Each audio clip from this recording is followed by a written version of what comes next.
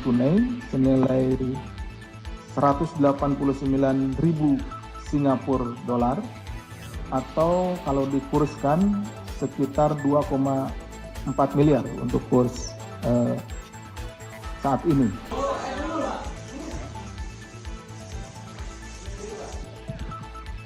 Jadi cukup ringkas ya, uang senilai 2,4 miliar ini dalam bentuk Singapura dolar.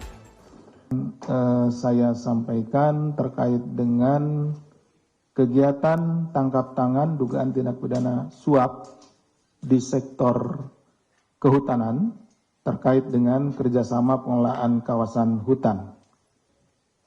Beberapa hal yang perlu kita ketahui bahwa sumber daya alam termasuk sektor kehutanan menjadi salah satu sektor yang menyangkut hayat hidup orang banyak atau hayat hidup masyarakat dan mempunyai potensi penerimaan negara bukan pajak atau PNBP yang tinggi, namun juga rentan terhadap praktek-praktek tindak pidana korupsi. Berdasarkan kajian KPK bersama para mitra, menemukan lemahnya sistem pengawasan hutan yang telah menyebabkan kerugian negara paling tidak sekitar 35 miliar per tahun, ini sekurang-kurangnya, serta berpotensi menghilangkan PNBP mencapai 15,9 triliun per tahun. Sehingga perlu dilakukan perbaikan tata kelola sumber daya alam termasuk sektor kehutanan ini secara menyeluruh dari hulu hingga hilir. Jadi kita harus menyadari bahwa sektor hutan ini menjadi salah satu penyumbang penerimaan negara bukan pajak, dan dengan adanya tindakan-tindakan tindak pidana korupsi ini, negara berpotensi kehilangan begitu besar ya PNBP. Adapun salah satu praktik korupsi yang rentan terjadi di sektor kehutanan adalah suap perizinan penggunaan lahan hutan. Sebagaimana temuan KPK dalam penyelidikan tertutup atau kegiatan tangkap tangan kali ini. Kegiatan ini sekaligus selaras dengan program pemerintah, itu melalui Satgas Penertiban Kawasan Hutan. Karena banyak sekali hutan-hutan kita yang dirambah gitu ya, termasuk juga ada Satgas Penertiban Sawit dan lain-lain. Nah itu salah satunya. Bahwa pada hari Rabu tanggal 13 Agustus 2025 atau kemarin, KPK melakukan kegiatan tangkap tangan dugaan tindak pidana korupsi berupa suap pada sektor pengelolaan kehutanan terkait dengan kerjasama pengelolaan kawasan hutan. Dalam kegiatan tangkap tangan tersebut, KPK mengamankan 9 orang dari 4 lokasi yang berbeda. Di Jakarta diamankan 6 orang, yaitu DIC, Direktur Utama PT INH, kemudian RAF, Komisaris PT INH, kemudian DJN, Direktur PT PML, kemudian JK, selaku SB Group, kemudian ARV, selaku staf PT PML, kemudian SUD, staf PT PML, ada 6 yang di Jakarta, kemudian di Bekasi, ADT, selaku staf perizinan SB Group, kemudian di Depok, BKB, mantan Direktur PT INH, dan di Bogor, YUL selaku Sekretaris DJN. Selain itu, tim juga mengamankan sejumlah barang bukti berupa uang tunai senilai 189.000 Singapura dolar atau kalau dikurskan sekitar 2,4 miliar untuk kurs saat ini. Kemudian juga uang tunai rupiah 8,5 juta rupiah, 1 unit mobil Rubicon dari rumah DIC, dan 1 unit mobil Pajero milik saudara DIC di rumah ADT. Adapun konstruksi perkaranya sebagai berikut. PT INH memiliki hak areal yang berlokasi di Provinsi Lampung seluas 56.547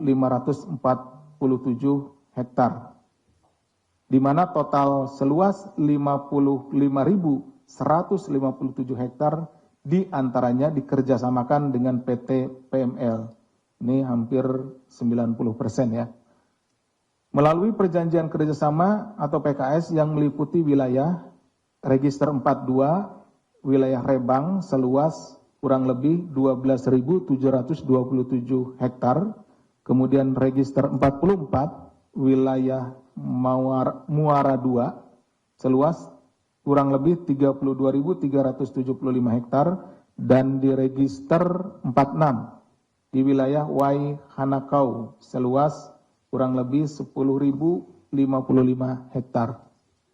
Bahwa pada tahun 2018 terdapat permasalahan hukum atas kerjasama PT INH dengan PT PML, di mana PT PML tidak melakukan kewajibannya membayar pajak bumi dan bangunan. Ya. Periode tahun 2018-2019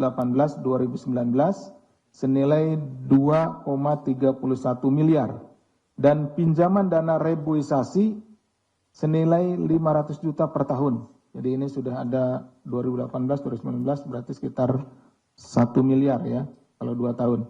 Serta belum memberi laporan pelaksanaan kegiatan kepada PT INH per bulannya karena ada kewajiban dari si pihak yang bekerja sama ini, yaitu PT PML untuk memberikan laporan.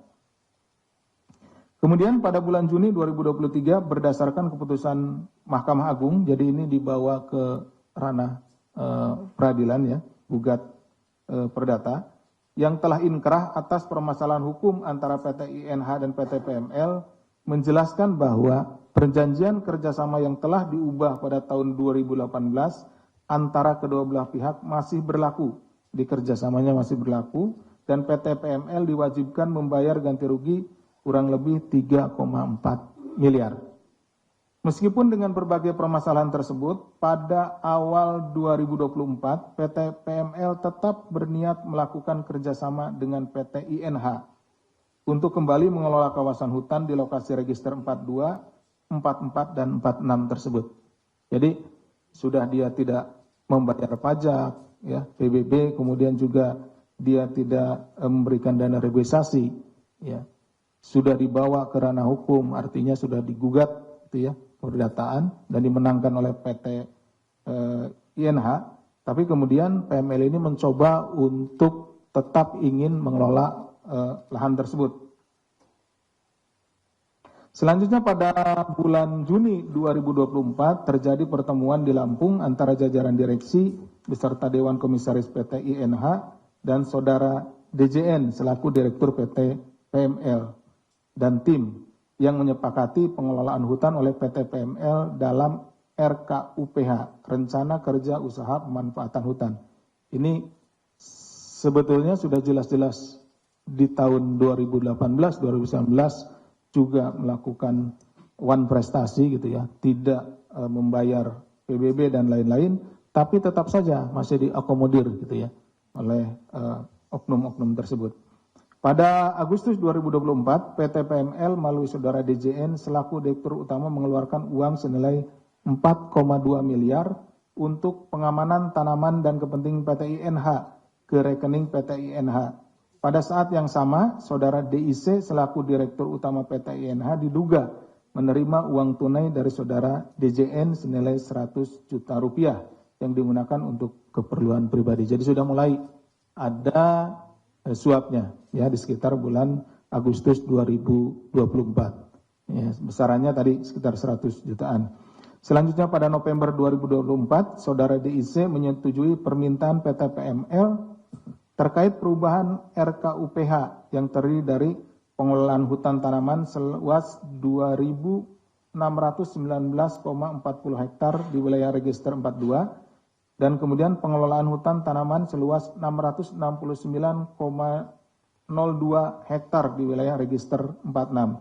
Jadi ada penambahan keluasan ya, luasan lahan untuk dikerjasamakan. Pada bulan Februari 2025, Saudara DIC menandatangani rencana kerja tahunan atau RKT PT INH yang di dalamnya juga mengakomodir kepentingan PT PML. Selanjutnya, Saudara DJN meminta Saudara SUD membuat bukti store yang direkap dengan nilai 3 miliar dan 4 miliar rupiah dari PT PML ke PT PNH. Hal ini membuat laporan keuangan dari INH berubah dari merah ke hijau. Jadi karena adanya uang masuk, ya perusahaan INH ini kan anak perusahaan ya dari Perhutani. Jadi Unhutani 5 ini pembukuannya menjadi hijau gitu ya. Karena ada uang masuk rekapan senilai 3 dan 4 miliar, jadi 7 miliar. Dan membuat posisi Saudara DIC menjadi aman. Jadi ada evaluasi terhadap kinerja dari perusahaan ini, BUMN ini. Nah karena ada uang masuk berarti ada menunjukkan bahwa ada kinerja sehingga Saudara DIC selaku direktur dari PT Inhutani 5 ini tidak jadi mutasikan, jadi dipindah gitu ya, seperti itu. Jadi aman. Saudara SUD lalu menyampaikan kepada Saudara DJN bahwa PT PML sudah mengeluarkan dana kurang lebih 21 miliar kepada PT INH untuk modal pengelolaan hutan. Ini yang penting, pada bulan Juli 2025 terjadi pertemuan antara Saudara DIC dan Saudara DJN. Tadi DIC ini mewakili atau Direktur Utama PT INH, sedangkan DJN adalah Direktur PT PML. Di lapangan golf di Jakarta, di mana Saudara DIC meminta mobil baru. Nah, ini DIC ini, PMH ini, Direktur INH ini minta mobil baru kepada DJN. Kemudian DJN menyanggupi keinginan Saudara DIC untuk memilih satu mobil baru tersebut. Kaitannya apa? Kaitannya tadi dengan penambahan luasan ya. Pengelolaan hutan tanaman seluas 2.619 di wilayah register 42 dan 669,02 di wilayah register 46. Itu ya, seperti itu. Kemudian pada bulan Agustus 2025, Saudara DJN melalui Saudara ADT menyampaikan kepada Saudara DIC bahwa proses pembelian satu unit mobil baru seharga 2,3 miliar. Jadi mobilnya itu seharga 2,3 miliar. Telah diurus oleh Saudara SDN dan Saudara DJN. Pada saat bersamaan Saudara ADT mengantarkan uang senilai 189.000 Singapura dolar dari Saudara DJN untuk DIC ke kantor Inhutani ya, INH. Jadi 2,3 ini itu dikonversi dengan uang Singapura dolar, itu 189.000 Singapura dolar. Bahwa selanjutnya Saudara DJN melalui Saudara ARP menyampaikan kepada Saudara DIC bahwa pihaknya telah memenuhi seluruh permintaan DIC, termasuk pemberian kepada salah seorang komisaris PT INH. Jadi selain tadi minta mobil, juga minta yang lainnya. Minta supaya juga diberikan kepada salah seorang komisaris sejumlah ya pemberian ya. Itu kepada komisaris PT INH.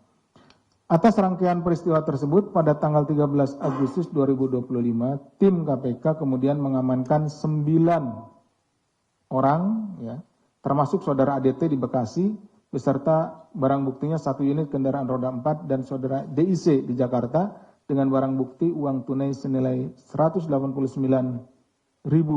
US dollar, 8,5 Singapura dolar, 189.000 Singapura dolar dan 85 juta rupiah serta 1 unit kendaraan roda 4. KPK selanjutnya melakukan pemeriksaan intensif terhadap para pihak dan telah menemukan sekurang-kurangnya 2 alat bukti yang cukup. Kemudian KPK menaikkan perkara ini ke tahap penyidikan dengan menetapkan 3 orang sebagai tersangka, yaitu DJN selaku Direktur PT PML, kemudian ini dan ADT ini selaku staf perizinan SB Group, ini selaku pemberinya. Kemudian DIC selaku Direktur Utama PT INH, ini selaku penerimanya. Atas perbuatan saudara DJN dan ADT sebagai pemberi, diduga melakukan perbuatan tindak pidana korupsi sebagaimana diatur dalam pasal 5 ayat 1 huruf A atau huruf B kecil atau pasal 13 Undang-Undang Pemberantasan Tindak Pidana Korupsi, junto pasal 55 ayat 1 ke 1 KUHP. Sedangkan saudara DIC sebagai penerima diduga melakukan perbuatan tindak pidana korupsi sebagaimana diatur dalam pasal 12 huruf A kecil atau B kecil atau pasal 11 Undang-Undang Pemberantasan Tindak Pidana Korupsi. KPK selanjutnya melakukan penahanan untuk 20 hari pertama terhitung tanggal 14 Agustus hari ini sampai dengan 1 September 2025 di rumah tahanan Rutan Cabang KPK Gedung Merah Putih. KPK menyampaikan terima kasih kepada seluruh masyarakat dan pihak-pihak yang telah mendukung penanganan perkara ini, sekaligus mendorong upaya-upaya penjagaan tindak pidana korupsi pada sektor sumber daya alam, termasuk juga sektor kehutanan. Demikian yang bisa saya sampaikan.